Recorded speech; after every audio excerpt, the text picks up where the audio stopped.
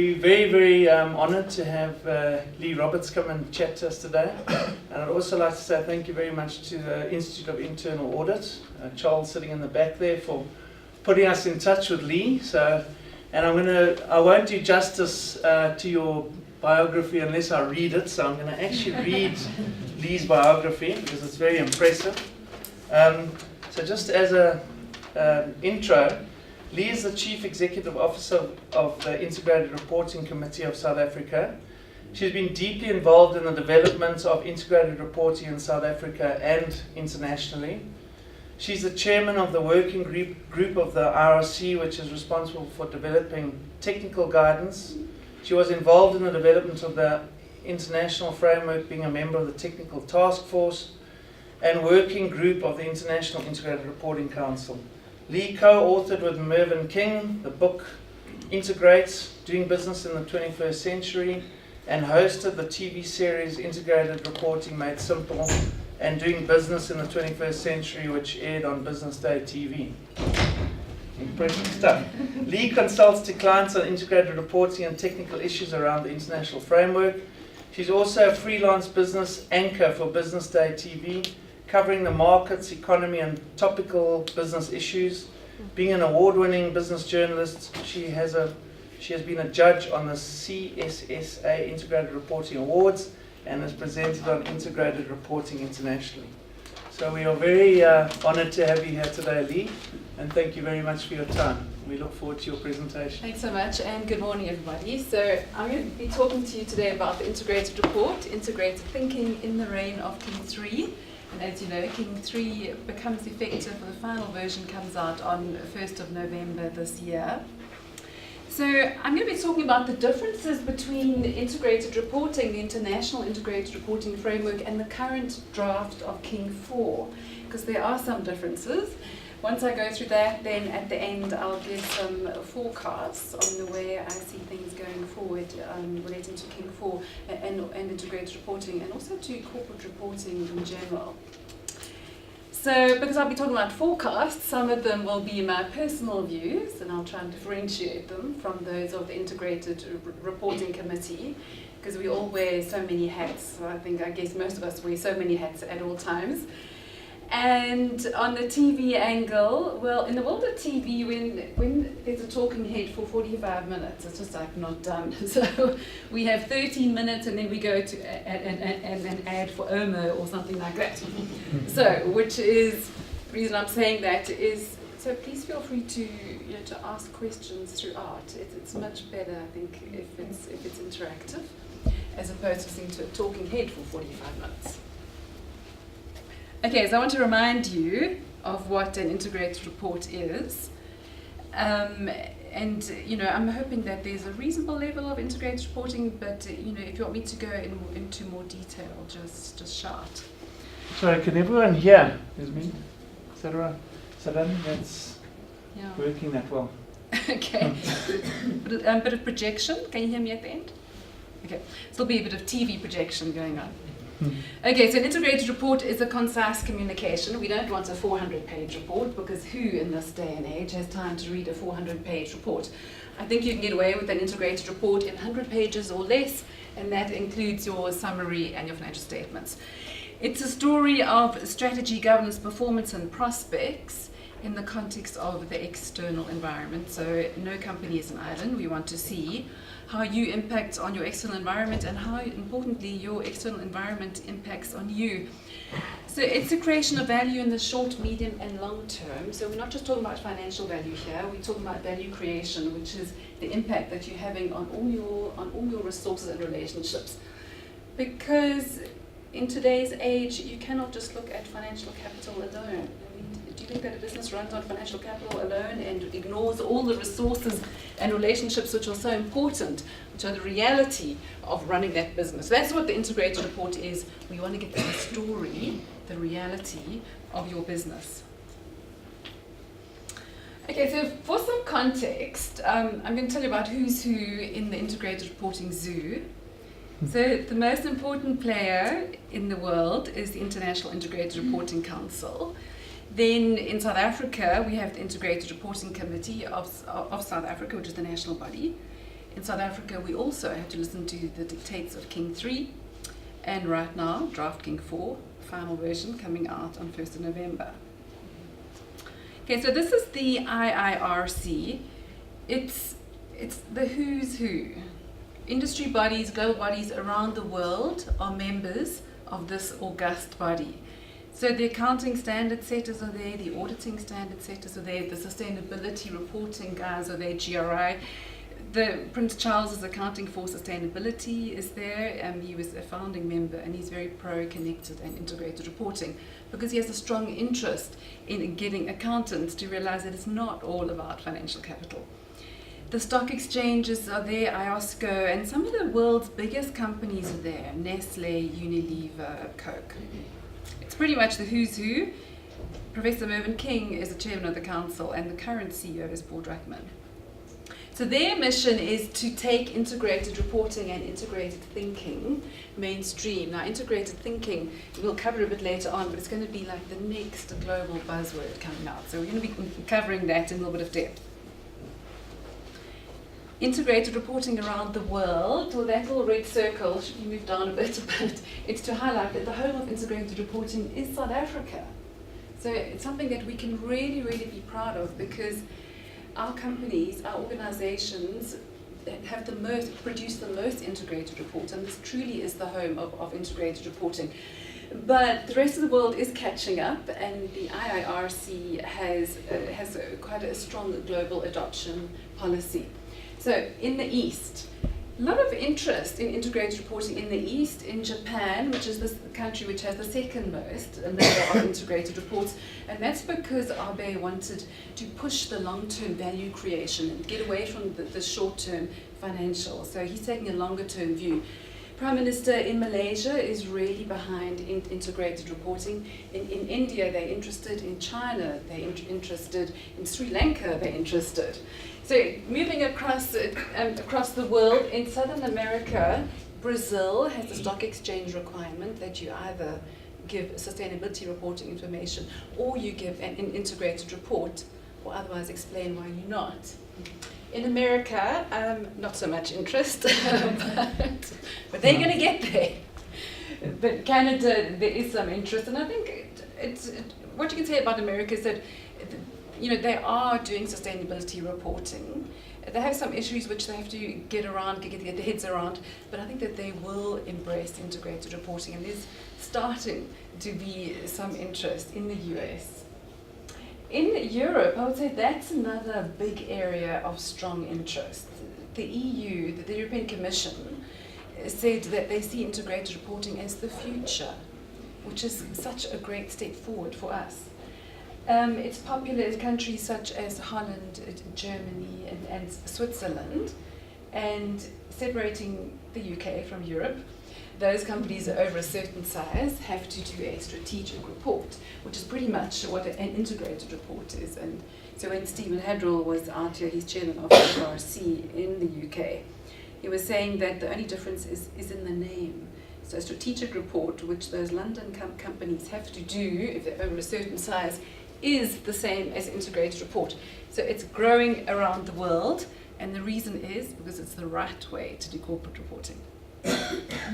Okay, so in South Africa, this is the national body. You can see it's our organizational members are the who's who. It includes SAICA, Institute of Internal Auditors, the Stock Exchange, the directors, chartered secretaries, Financial Services Board, and importantly, the CISA, the investment body. The chairman is Mervyn King, and I'm the chief executive of that. So our objectives are to establish what good practice in integrated reporting is. And we want to give guidance to our companies to improve the quality of the integrated reports. We also have to promote integrated thinking and encourage organizations to produce integrated reports. We want the international harmonization, which means we don't want South Africa to be out on a limb and do its own thing. We want to embrace what's happening internationally, but hey, we're going to give guidance to what happens internationally. And all of that while considering the recommendations of the King Code, which is why draft King 4 and final King 4 is so important to the world of integrated reporting in South Africa. The committee has a working group which is made up of individuals who freely give, volunteer their time and expertise. I put their names up here because they often, I think, don't get enough credit for the amount of time and effort that they willingly give. So our 22 members are appointed because of their expertise and experience, and they come from preparers, academia, and the regulators, meaning the stock exchange, and also a lot of consultants are there. This is the work that we do. So we started off in 2010, and in 2011, about a year later, we put out the world's first discussion paper. So we're so proud of that because it was a world first. Nowhere in the world did anybody put out a framework of what should be in an integrated report, and South Africa did. And that's still something that we're really proud of, and we acknowledged for that, coming out for the first paper. In 2014, we put out an information paper, Preparing an Integrated Report, a starter's guide, and that has been copied around the world actually. So often get requests from different countries saying, can they print, can they publish it, which is great. In 2015, we put out an information paper reporting on outcomes, and why we chose this was because we noticed that in the reports, the companies weren't actually reporting on their outcomes correctly. They didn't really understand what the international framework meant by outcomes. So we did an information paper giving a guidance to companies on what they should consider and how they should be presenting their outcomes. This year, we have one hell of a workload. So we've really been very busy this year. We put out the comments on Draft King 4 and the SEC supplements. Those are on the IOD website if you're interested. We're having an investor engagement program. And in that, we want to see how investors are actually using integrated reports in our country. Like, what are they looking at, and what do they like, what they don't like. We started off having quite a narrow project, but then we realized that the food chain of investors is pretty long. There's so many different people in the investment chain. So we've had to engage with all of them and find out what they like and what they don't like. So those results should be coming out at the end of the year, and I think they'll be really interesting. Our information paper for this year, because we have to put one out, we're obliged to in every single year, is disclosure of performance against strategic objectives. Now we chose that because we also noticed that the private sector actually wasn't doing as well as the public sector in this area. The public sector is actually quite good about doing performance against their strategic objectives, which of course is not only financial but non-financial. So I think the private sector can actually learn a lot from the public sector. So our information paper will be covering what it means in terms of the framework and how companies should be doing it, and how the public sector actually does it. Okay, so we've gone through the two major bodies and linking up to King 3, but it's important to understand the links, because I think it sets the framework and the King codes in context. So I want to start off with the links to the IIRC. Well, Professor Mervyn King is actually chairman of all three, so that is like the major link, because a lot of these links are unofficial. So Mervyn King is the chairman of the IIRC, of the King Committee and the Integrated Reporting Committee of South Africa. The other link is the IIRC's technical director, Michael Nugent, is an observer on the local working group. So we don't want to be putting out an information paper which is different, which is contrary to what's being done internationally. So he sits there as an observer. And yeah, we're so proud of this again, is that our discussion paper in 2011 was used as a base for discussions for the international paper, which came out in 2013. The IRC made a significant contribution to development of the international framework. There were so many links there. I sat on the technical committee of the international framework. So I used to fly to London and those European cities a lot. And we had global meetings, and we really tried to push the South African experience. And sometimes we didn't actually have to push it, because they kept asking us, well, what happens in South Africa? What are your organizations doing? How are you doing it? So we fed a lot into that international framework. So we use it in South Africa, but know that we had a lot to do with it. The other important link, of course, is King 3, and I like to say that the IRC is actually a child of King 3. So there are two children of King 3.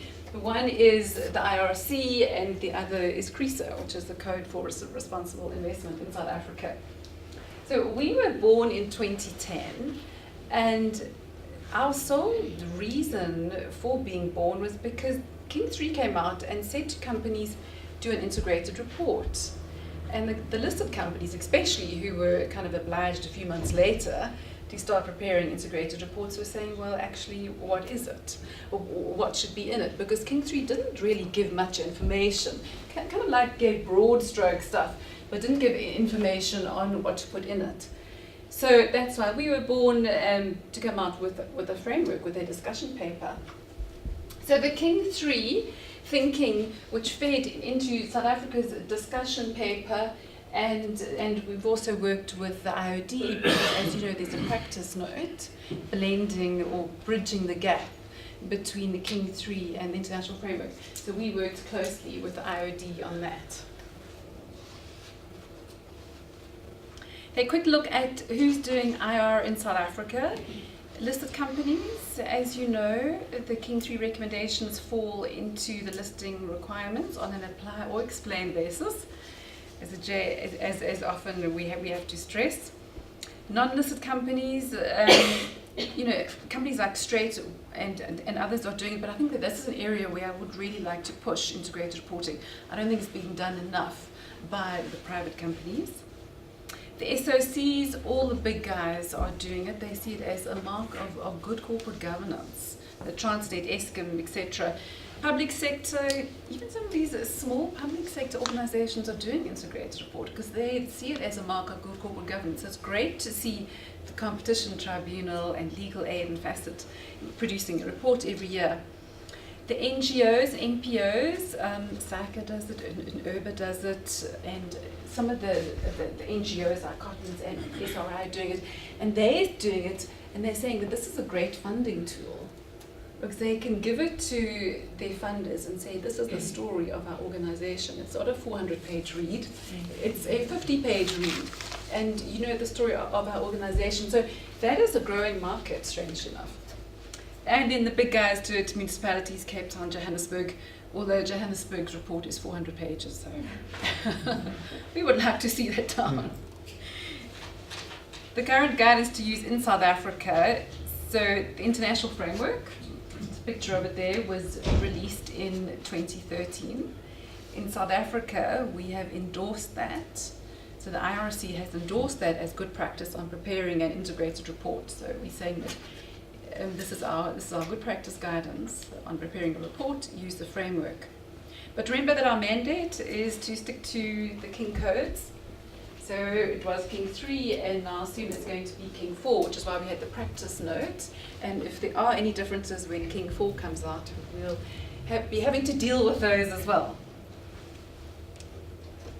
Okay, so this is a bit about the international framework. Shall I gloss through it, or do you want a bit more detail on this? Pardon? Okay, happy to. So this is, you know, a slide that I developed, and I'm trying to explain the framework. So the guiding principles, which will help to determine, out of the mass of information that is available to a company, so it's financial and non-financial, a huge amount, which of that is suitable and appropriate for the integrated report. So the guiding principles tell you that, which type of information. There are 8 content elements, and these you can see as information areas. They all stick together. They're like information areas of what should be going into your integrated report. And then, if you want to say that your report is in accordance with the international framework, you have to comply with the 18 requirements as set out in the framework. So these are the 18 requirements, and they're not too onerous because they encompass the guiding principles and the content elements. So the 7 guiding principles would cover things like We want that information to be strategic. We want it to be forward-looking. We want it to be connected, which is the problem that we've seen in the past, where information is just stuck there and it's not connected to any other information. That's the beauty of the integrated report, that it tells the whole holistic story. Material, we only want material information. We want it to be concise, no 400-page report here. We want reliable and complete, which is an important one in South Africa's context after the recent debacles we've had in some of the companies. In terms of the content elements, we want to see the structure of your organization. We want to see what impact you're having on the external environment and how it impacts you. So things like what's happening in the world of technology and how's that going to impact you? What's happening in the world of politics and how does that impact you as an organization? And what happens in the world of environmental and how does that impact you?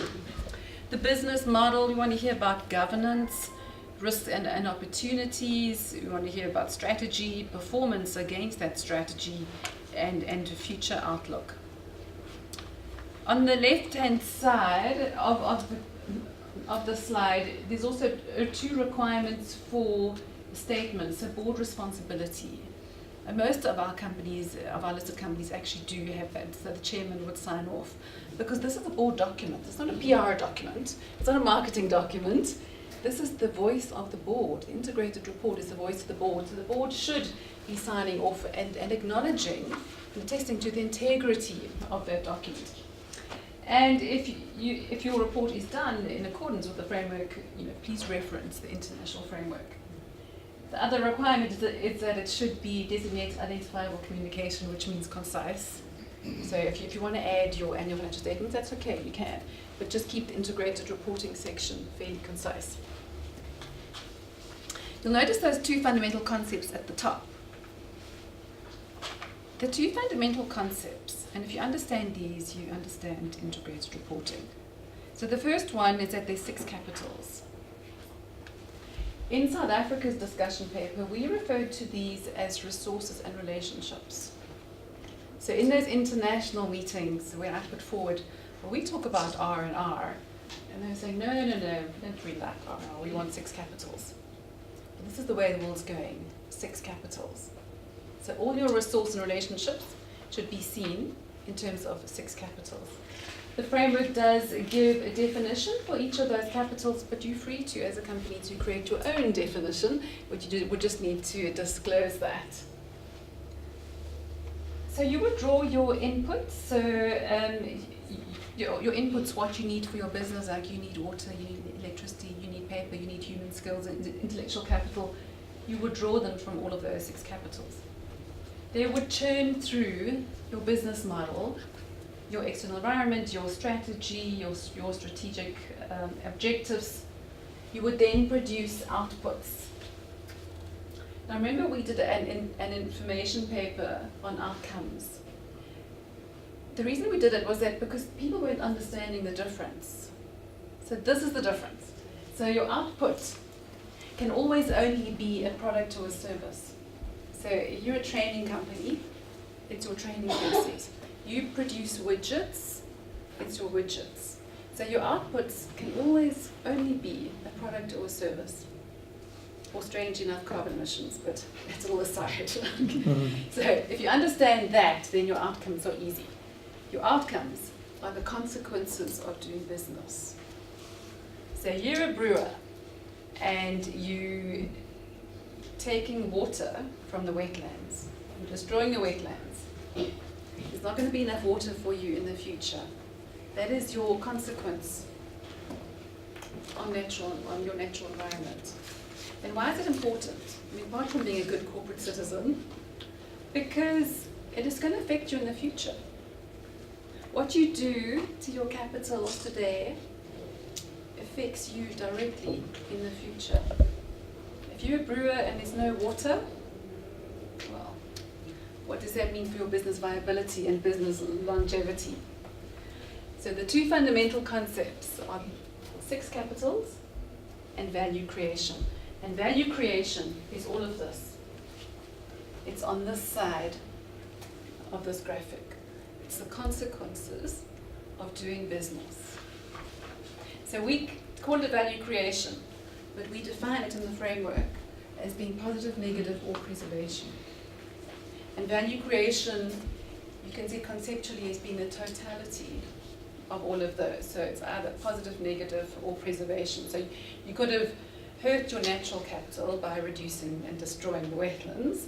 You could have increased your human capital because you spent a lot of money on training this year. Your morale is better. So the value of your human capital went up. Any questions on that? If you understand this diagram, and we like to fondly call it the tarantula. So if you understand the tarantula, you actually really do understand integrated reporting. So how do you balance those? Yeah, outputs? it is a little bit of an issue, but in terms of Outcome. the Companies Act and the board has to balance, stakeholder issues, and depending on the individual circumstance, individual decision. But it is, that's what the company and the company's board has to decide all the time. Like, how do you, if you want to, pursue profits at all cost, well, what's that going to mean for your, and you affect negatively all your other capitals? That's going to mean for your business viability in the future? So you can't just focus on one without considering the others. So yeah, but it's a big thing for boards. How do you make a decision? So when the integrated report first came out, there were a lot of questions about how does it fit in to the whole corporate reporting structure. We've got the financial statements, we've got the sustainability report, remuneration report. How does it all fit in? So this is Ollie the octopus. And Mervyn King and I introduced him when we wrote our book a couple of years ago. And I'm glad to say that it's actually taken off. And I think that the reason it's taken off was that because it makes sense. So this is what works. The integrated report is seen as the head of the octopus. It's concise, a quick read. It tells the holistic story of the organization. A quick read. If you want more information on financial capital, you would go down and look at the annual financial statements. You want more information on sustainability reporting, you would go down and look at your sustainability report. You want more information on remuneration, you want detailed information on remuneration, you go into one of those reports. So all of these arms, all of Ollie's arms are detailed reports. And they don't need to be printed. They can be on your website. But I think that importantly is that you have to get your stakeholders, you have to train them so they actually start at the head. So they read the head, and if they want more information, they go down.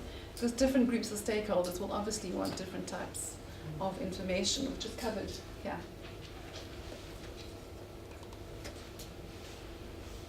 Okay, the important stuff. Draft King 4. So let's go back and see, what the links are. So remember I said that you're a child of King 3. So King 3 came out in 2009, and King 3 birthed the IRC of South Africa, and we wrote the discussion paper in 2011 that fed through into the international integrated reporting framework, which came out in 2013. So that's like 3/4 of the circle. King 4 actually, in essence, closes that circle, because Draft King 4 certainly rests on the thinking and the concepts which are in the international framework and frequently references the international framework. It's a big step forward for integrated reporting in South Africa because it closes the loop.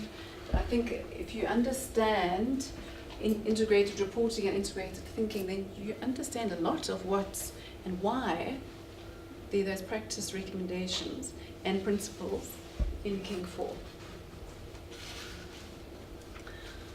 Okay, so let's go through where the similarities are and then the commonalities. There's so many. but I'll just cover the most important ones. So King 4, Draft King 4, it covers multi-capitals. So it talks about 6 capitals. The 6 capitals in the framework are in King 4. It talks about integrated thinking. That's in the framework, now in King 4. It talks about value creation. Remember the right-hand side of the tarantula? It's in King 4. And the integrated report is a practice recommendation. And we're very happy to see that it does refer to it as concise. So it was one of the differences in King 3. That King 3 said that you could do what we call an earthworm. So you could have integrated information and it's 400 pages, that's fine, that's your integrated report. It's now gone back to being concise, which is great and it's in line with the framework. Okay, but saying that, a lot of commonalities, there are some discrepancies, some oddities. So, for instance, in the multi-capitals, it talks about the definition of sustainable development, which is the combined economic, social, environmental context. That's fine. And then it goes into 6 categories of capital. That's great in terms of framework, but they're slightly different definitions. So I'm not sure why, and I think it was more of an accident, actually. I don't think it was intentional, but there's some slight differences to the definitions of the capitals. Integrated thinking, pretty much the same. Value creation, I think it's a bit confusing because King 4 talks about often, creating value in the positive for stakeholders and forgets about the negative, unintended consequences on the rest of the capitals, not just stakeholder value.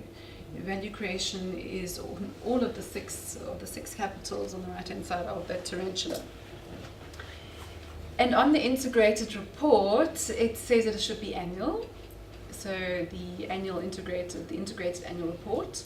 But there are already some companies in South Africa who do interim integrated reports. So, and the framework doesn't refer to annual at all, actually. So I'm hoping that will be changed because the companies that do want to do integrated interim reports should be allowed to do it. Strange enough, King 3 comes up with its own definition of report. So I'm not sure why they thought they had to reinvent the wheel on this one, but they have their own definition of an integrated report. Draft King 4 sets its own minimum requirements for what should be in your integrated report, slightly different to the framework.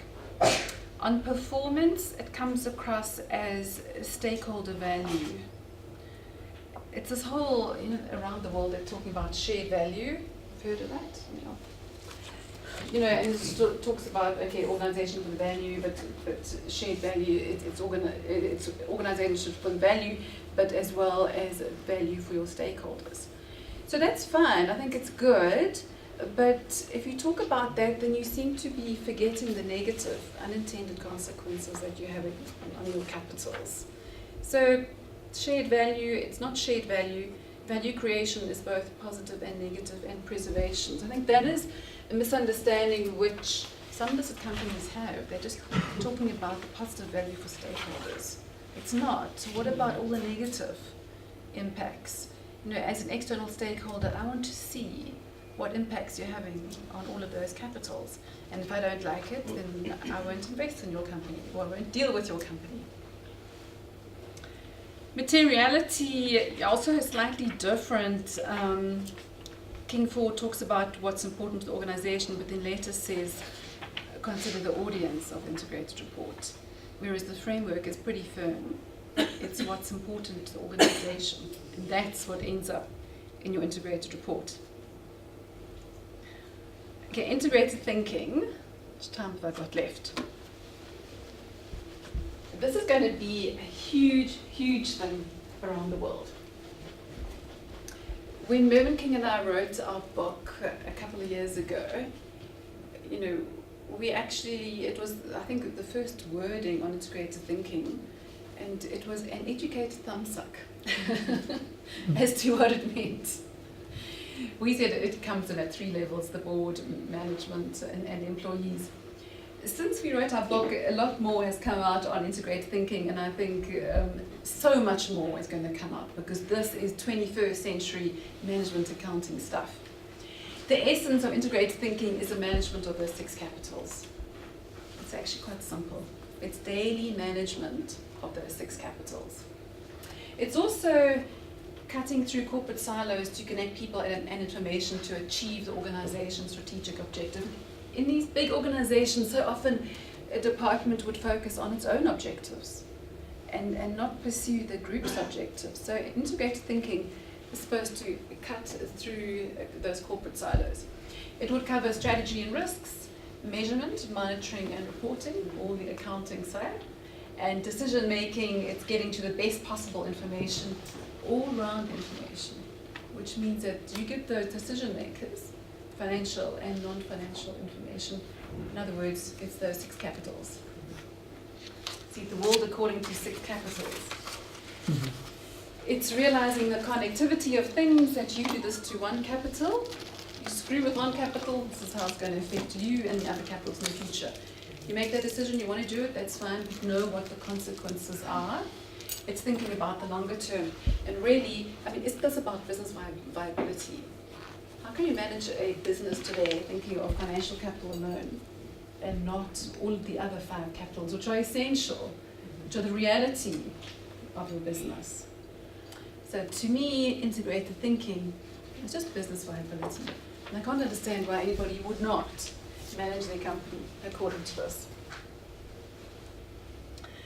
So as I was saying, that there are some studies which have come out since we wrote our book. So in 2016, the CGMA, which is the old CIMA, they did a global survey and they found of C-suite execs, and they found that those C-suite execs are struggling to make the right decisions in the world of VUCA: volatility, uncertainty, complexity, and ambiguity. They found that the problems were slow bureaucratic decision making, siloed short-term thinking, lack of trust and collaboration, and the whole issue of big data and not using the right information. But they also found that the C-suite lacked skills within themselves, which is interesting. They're learning from past outcomes, they weren't listening to employees, and so many decisions are made without speaking to the ground staff employees. How does that work? They're the people who actually live and should be at roundtable discussions. So one of the things I think for integrated thinking is actually making decisions, but having the right people at the roundtable discussion, so that you've got the right people there with the right skills and the right experience and the right information. The advantages of integrated thinking, because there are some people who are doing this, whether they call it integrated thinking or not, they're doing it. The CGMA survey found that they outperformed their peers, more effective execution of duty of decisions, less susceptible to delivering flawed information to decision makers. In 2015, Cypher did a survey of execs and non-execs on integrated thinking, and the benefits that came out of that, the stated benefits, were improved decision making, both at board and management level, more cohesive approach to reporting, improved understanding of the business value drivers, and the term value drivers, as I see it, covers the financial and non-financial factors, and importantly, improved risk management. And all of that about integrated thinking is just this. This is what integrated thinking is, actually. So this refers to the report, but this is integrated thinking. This is the holistic view of managing your business. And the companies that have been doing integrated reporting for quite a few years say that the biggest benefit is internal, actually, because it's helped improve the way that they run their business. Okay, so finally, my personal forecasts, personal predictions. I think that King 4 will be aligned with the framework, so I don't think that corporate preparers have to worry. I think that it was unintentional differences.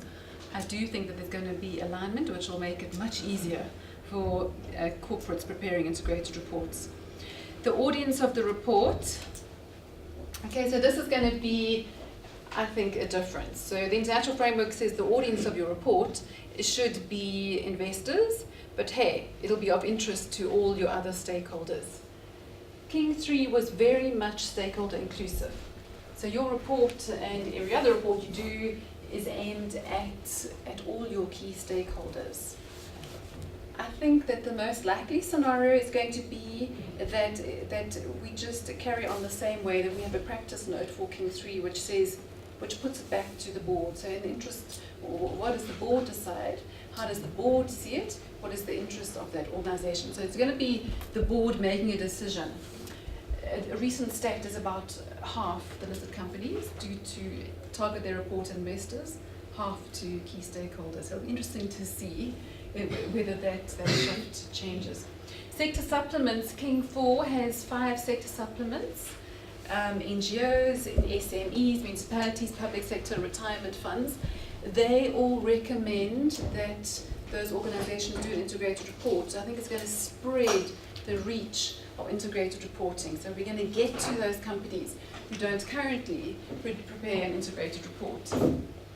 Retirement funds, so that sector supplement calls for a retirement fund to itself to do an integrated report. And I think that's great. It's going to help investors to see the benefits of preparing an integrated report. I think that's going to be quite a lift to the institutional investor community. The rise of the octopus approach, because it just makes sense. The rise of integrated thinking is going to be the next big buzzword. Slimmer reports. Remember King 3 said you could do an earthworm. You could have a 400-page integrated report.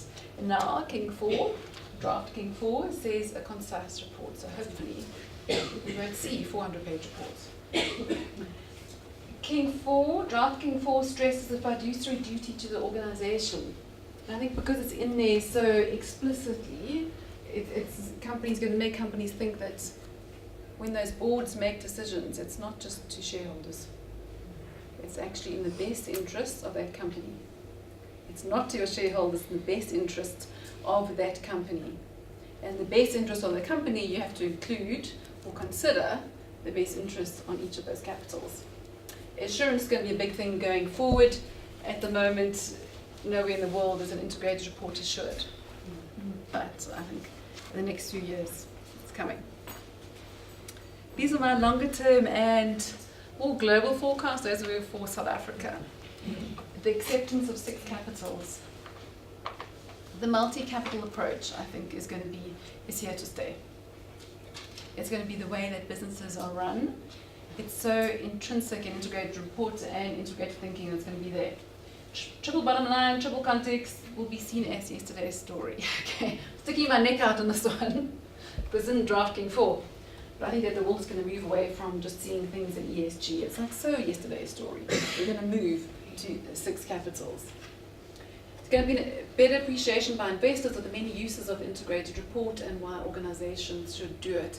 Already, institutional investors are seeing corporate governance as a risk area, and the integrated report is such an intrinsic part of corporate governance that I think this is going to be a big push. There was a London organisation out here recently, and they said they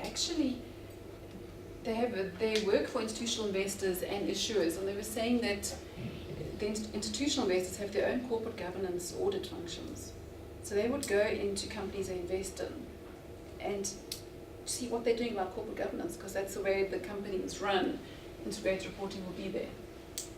Integrated thinking will become business as usual. The audience of reports is key stakeholders. Now, the international framework says it's investors, but it's wrong. It should be, my personal view this, it should be to key stakeholders, because each of those capitals is so important to your business. So you should be putting out a report which is what's material to you as the organization, and because it's material to you, your stakeholders want to read it. The rise of transparency around the world is going to be an increase in the need for transparency and the push for transparency. And finally, number 7 is value. I think we're going to be moving away from just seeing things as financial and share price and all the rest, and we're going to be seeing, well, what value does a company produce, not only for itself, but also for its capitals. And that draws our presentation to a close. I want to say that the IRC does have a database, and we usually give an event at the JSE about February, March each year, where we launch our information papers. So if you'd like to be on that, please send me your address. And this is our website, and we have the latest research and surveys on integrated reporting and integrated thinking on our website.